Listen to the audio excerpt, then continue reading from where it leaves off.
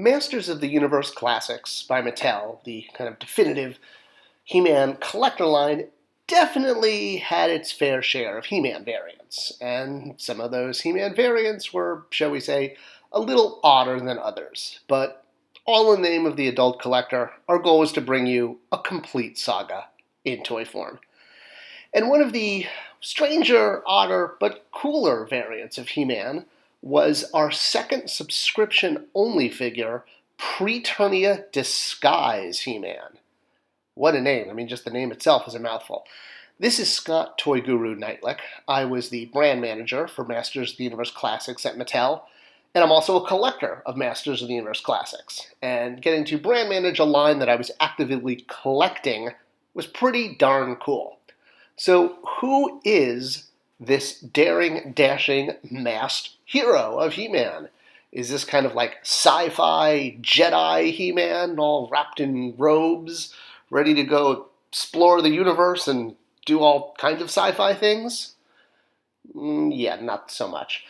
Well, Preternia He-Man was chosen as our second-year subscription figure because, one, he was He-Man, and doing any version of He-Man is going to attract fans, and it was a version that had never been done as a toy before, which was also very important, and that kind of made him special for the subscription, and doing something that, your title character, your lead character, in a way that had never been done before, in a way that was also very visually different, with the flowing brown robes, the hood, the mask. We never really had a He-Man like that as an action figure, so it was very catching.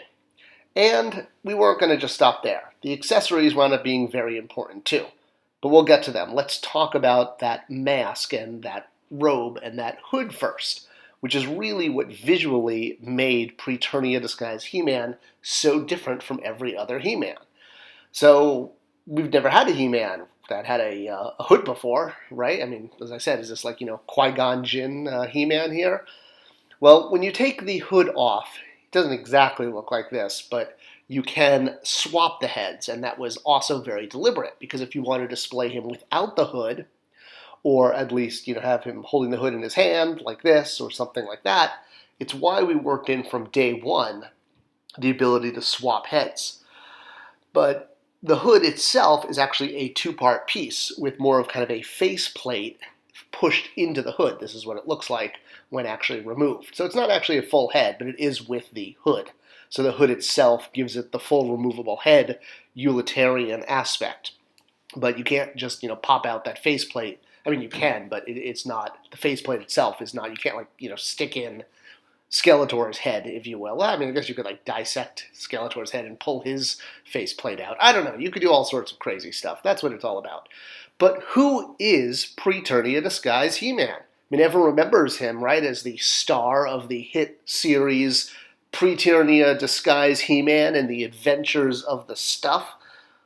Okay, not even close to that. But in 1987, Mattel was planning on rebranding Masters of the Universe as the Powers of Grayskull, and it was going to star this guy in the gold armor in the middle, Hero, as well as his surrounding cast, his mentor, his archenemy, his girlfriend, and the Tower of Eternia was going to be sort of the new Castle Grayskull.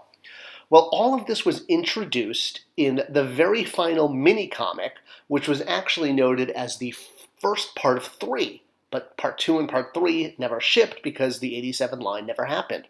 But in that first part, He-Man goes back in time to Preternia, to ancient Eternia, if you will. That's what Preternia is. And you can see him there in his Preternia disguise. He wears a hood and a mask, and he rides on top of a giant...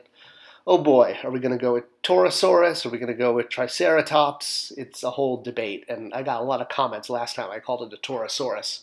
There's a whole pantheological debate about that. All right.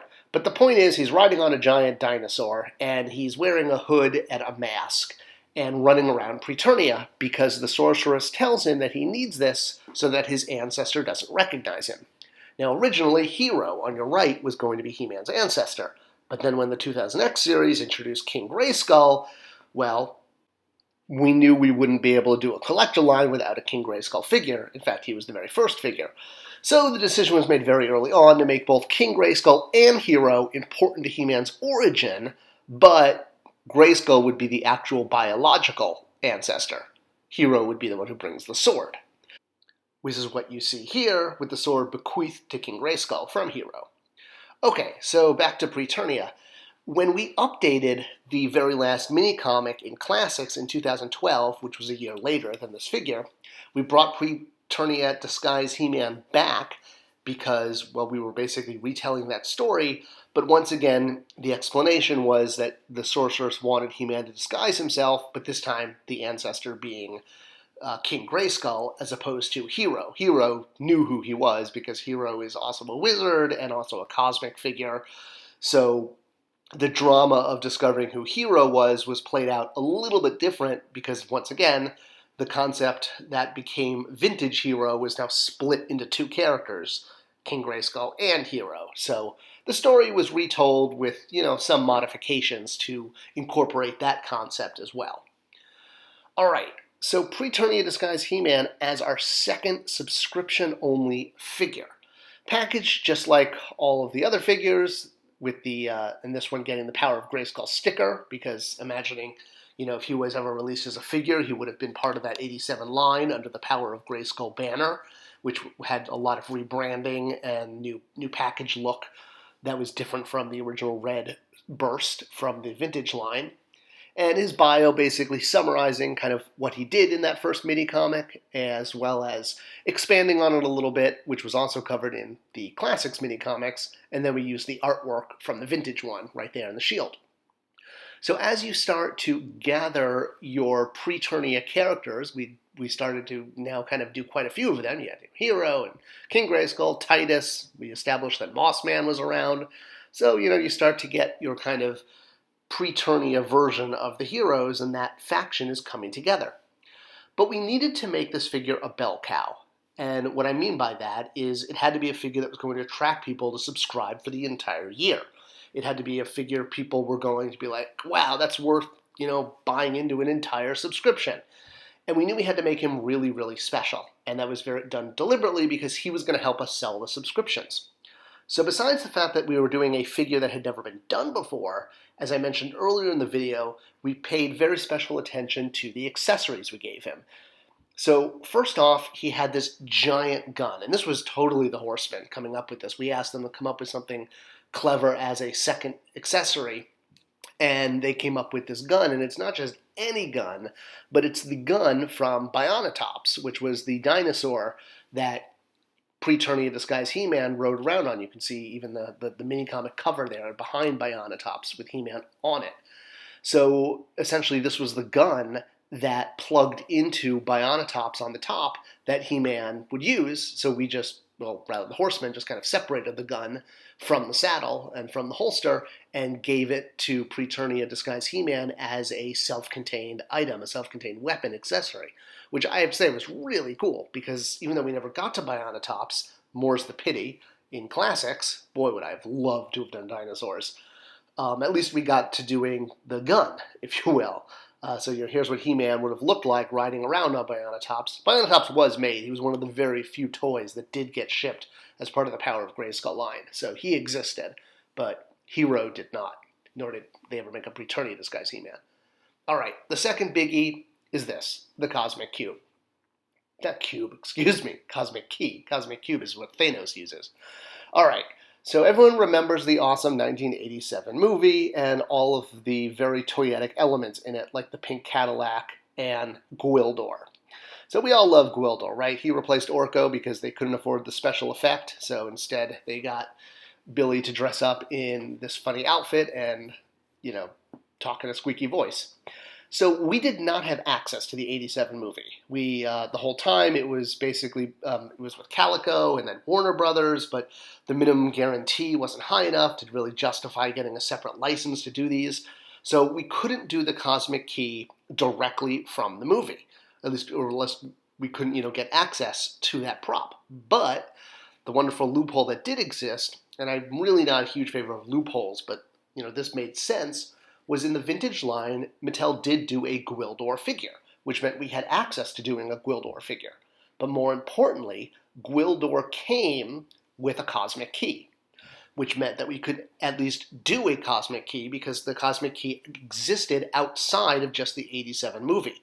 It wasn't something limited to only appearing in that, the way, for example, Skeletor's gold armor was only in the 87 movie. He never wore that in any of the Mattel toys or the Mattel mini comics.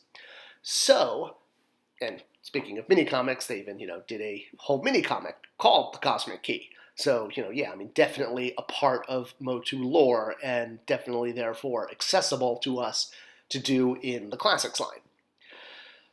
So using the vintage Gwildor accessory as the base from which, like how to sculpt or how to design the Classics toy, the Horsemen were able to update it. And yes, they did do some things in some movie colors, but it was still, kind of handheld like the vintage one. The vintage one, unlike the movie, had a handle and had a grip on it with kind of a pommel, if you will, like a sword pommel, which wasn't there in the movie version. So we incorporated that, or rather the Horsemen did, into the design of this Cosmic Key.